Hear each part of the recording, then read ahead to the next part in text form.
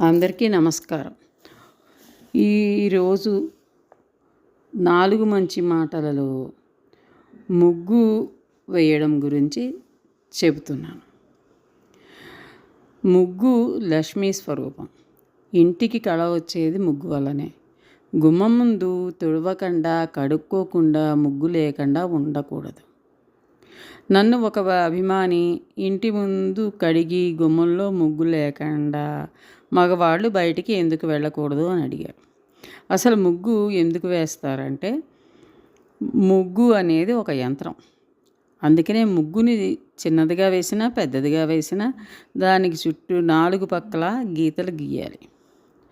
ఈ పూర్వం ఆవు పేడతో కళ్ళాపు చల్లి గుల్ల సున్నం బియ్యపిండి కలిపి ముగ్గు పిండితో ముగ్గు వేసేవారు. దేశీయమైన ఆవు పేడ వాసన వల్ల తేళ్ళు జర్రెలు ఇంట్లోకి రావు. ఇక ముగ్గు అనేది ఇంటికి, ఇంట్లో వాళ్ళకి రక్షణ.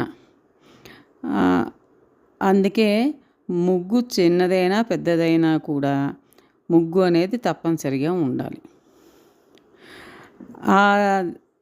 అది ఒక యంత్రం లాంటిది. ఆ యంత్రంలో శక్తి మనని రక్షిస్తూ ఉంటుంది. ఇక గుమ్మంలో నీళ్లు జల్లి ముగ్గు వేయకుండా బయటకు అసలు వెళ్ళకూడదంటే, ఇంట్లో ఎవరైనా కాలం చేసినప్పుడు ఇంటి ముందు కడిగి ముగ్గు మాత్రం వేయరన్నమాట. అంటే అలా కడిగి ముగ్గు లేకుండా ఉన్నప్పుడు ఆ ఇంట్లో వాళ్ళు ఏదో ఒక కష్టంలో ఉన్నారని అర్థం అన్నమాట.